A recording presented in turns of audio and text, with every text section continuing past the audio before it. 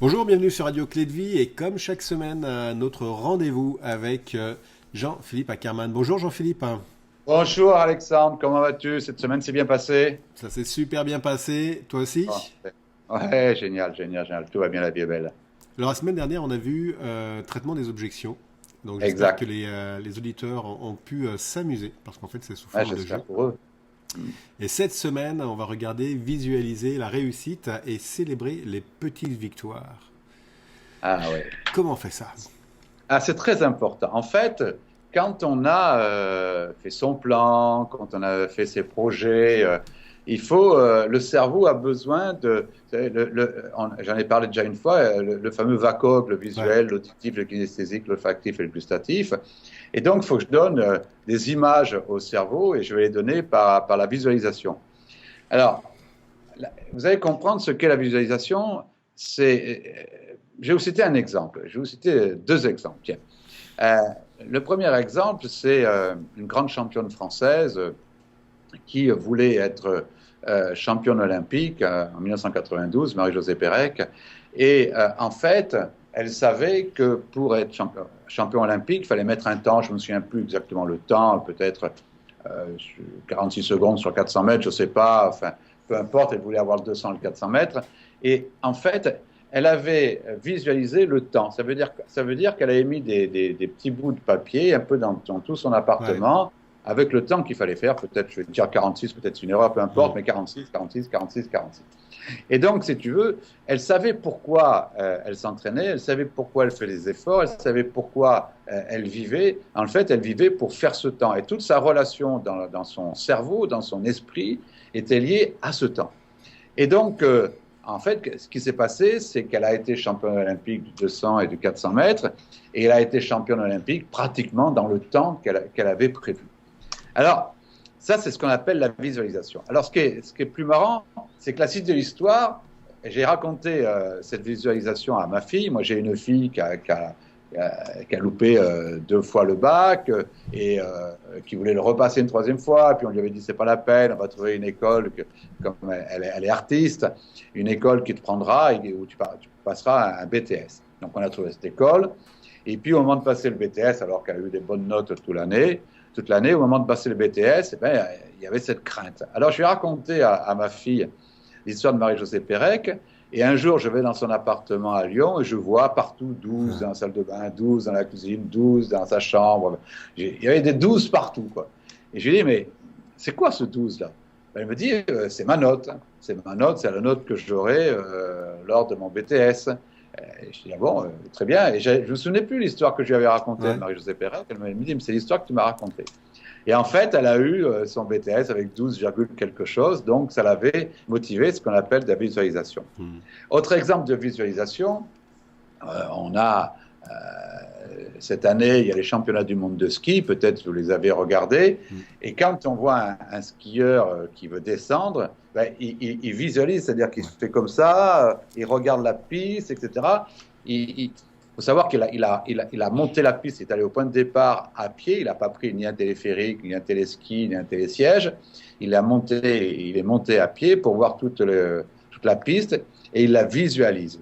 Et avant le départ, il ferme les yeux, il est capable de voir toute la piste. C'est ce qu'on appelle la visualisation active.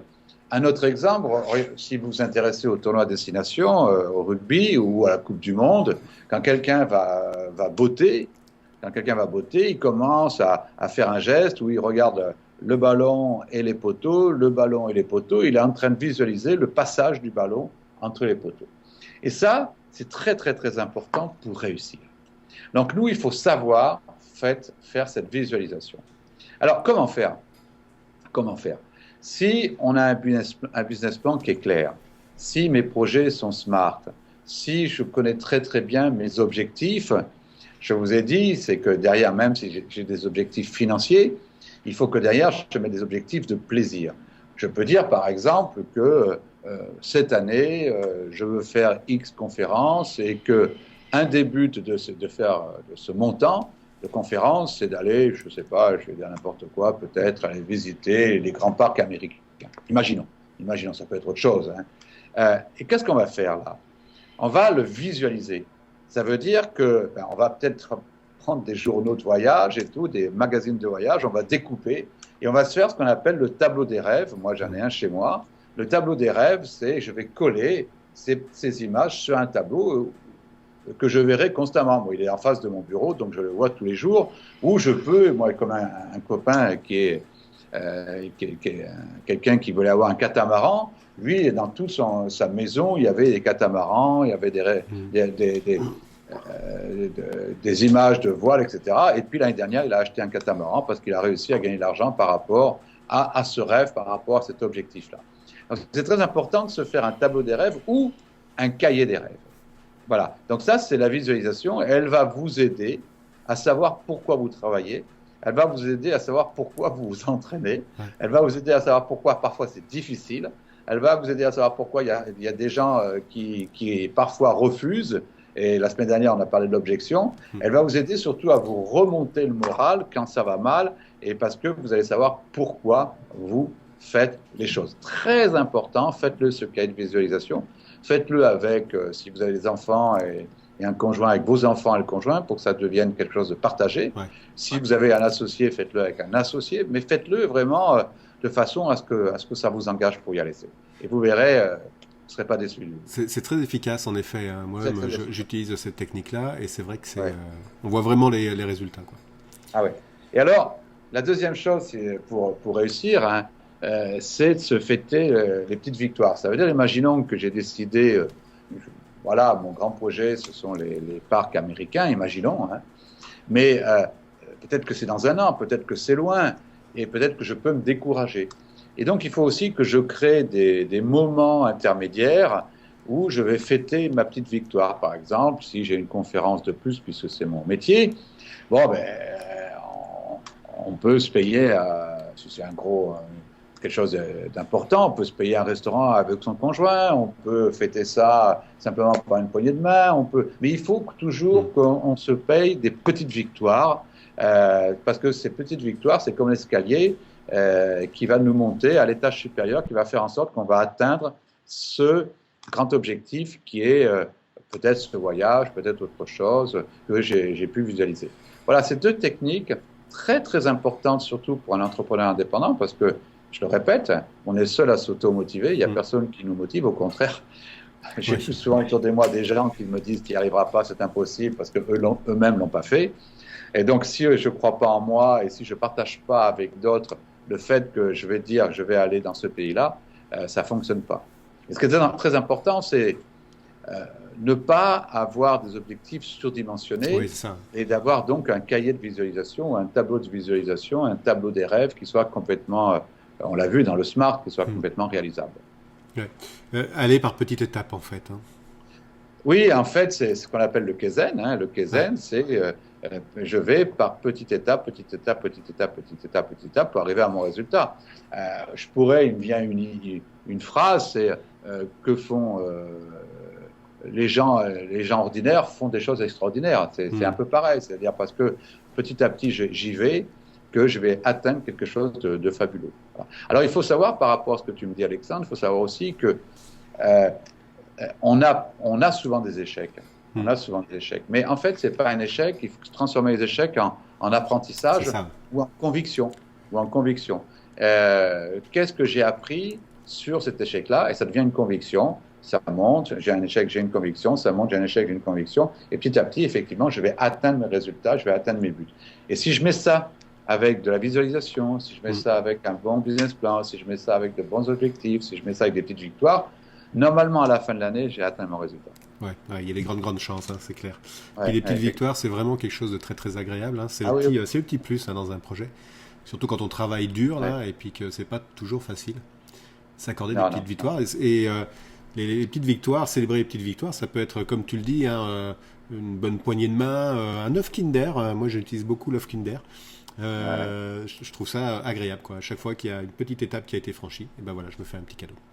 Oui, ça peut être un petit resto, ça peut être... Mais c'est pas forcément le gros truc, quoi. C'est la petite victoire. C'est vraiment la petite victoire. On voit si vous vous intéressez au sport, moi j'aime bien quand les gens ont gagné un match, ils n'ont pas gagné le championnat. C'est une petite victoire. Et pourtant, ils se gratulent. Hier soir, je suis allé voir un match de handball. Bon, les deux équipes ont fait égalité 29 partout. Donc, c'est un match on est en plein championnat. Ni aucune des deux équipes n'a gagné le championnat. Et pourtant, à la fin, on sentait bien que c'était une petite victoire pour les deux. Voilà. Et donc, ils font un tour d'honneur. Ils vont faire taper les mains avec les spectateurs. Voilà. Et ça, après, dans le vestiaire, ils visualisent, quand ça va mal, le fait qu'ils sont allés voir les spectateurs, qu'ils ont tapé les mains, qu'ils ont dansé avec les spectateurs. C'est de la visualisation aussi. C'est du même niveau. Ouais.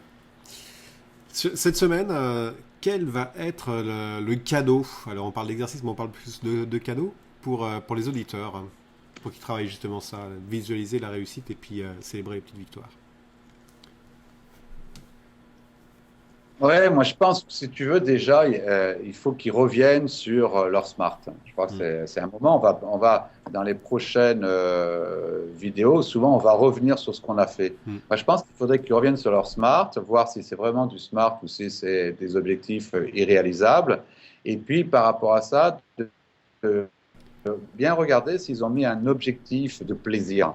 Hein, parce que le travail parfois peut être une contrainte. Hein, est-ce qu'ils ont mis un objectif de plaisir? Je sais pas, c'est peut-être une sortie. Ils se sont jamais donné le droit de faire une semaine de ski. Imaginons, c'est peut-être ça. Hein, voilà, une semaine de ski. C'est peut-être se donner le droit d'aller voir un carnaval, je sais pas, n'importe où, etc.